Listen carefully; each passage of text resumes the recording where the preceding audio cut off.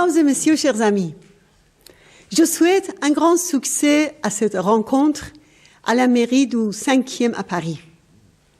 Je remercie chaleureusement Madame la maire Florence Berthoud pour accueillir cette conférence et cette exposition. Je voudrais d'abord profiter de l'occasion pour remercier tous les amis français pour leur solidarité après le tremblement de terre de Kermanshah.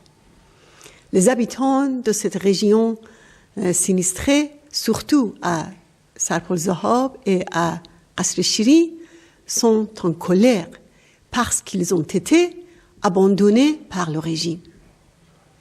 Ils ont seulement reçu l'aide de la population iranienne. Je remercie chaleureusement mes compatriotes.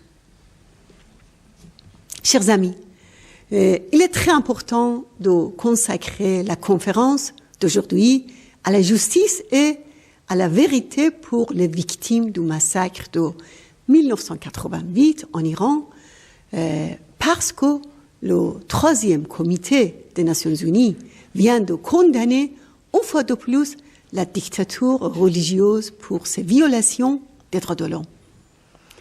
Cette résolution demande des mesures pour mettre fin à l'impunité des auteurs de ces violations. Il ne faut pas oublier que tous les organes et dirigeants actuels du régime sont impliqués dans le massacre de 1988.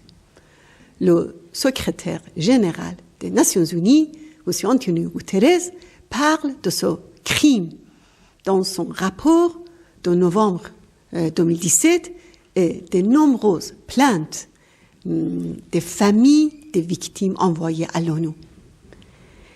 La rapporteuse des Nations Unies, Mme Asma Jahangir, a précisé que les familles des victimes ont droit à une réparation et à connaître la vérité sans être en danger. C'est pourquoi il faut mettre en place une commission internationale pour enquêter sur ce massacre et juger ses auteurs. La complaisance de la communauté internationale et l'impunité des dirigeants du régime iranien pendant près de 40 ans ont encouragé les criminels. Les mollahs qui ont commis le massacre de 1988 continuent de battre le record des exécutions dans le monde. Malgré tout, la dictature religieuse est devenue très vulnérable. Les mollahs ont peur d'un changement de rapport de force en Iran et dans le monde. C'est pour cela que Rouhani a enlevé son masque de modération pour prendre la défense du programme des missiles balistiques des gardiens de la révolution et des actions qui déstabilisent la région. Cependant, les dirigeants du régime devront bientôt rendre des comptes. Le mouvement pour la justice en faveur des victimes du massacre de 1988 se développe en Iran et il y a des dizaines de manifestations dans le pays pour demander la fin de la dictature.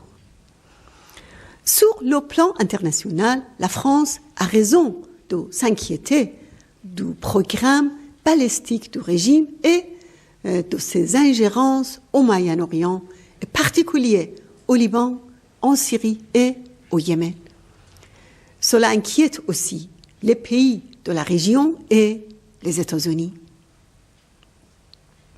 L'époque de la complaisance doit prendre fin. Pour voir un changement de comportement, il faut que ce régime rende des comptes.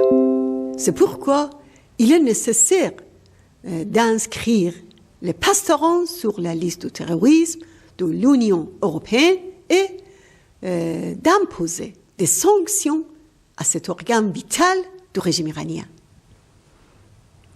Les amendements récents du Congrès américain contre les missiles des mollahs sont utiles. Il faut faire aussi barrage à la présence des pastoraux et de leurs milices dans les pays de la région. Mais il faut aller plus loin et conditionner les échanges et les relations à l'arrêt de la torture et des exécutions en Iran.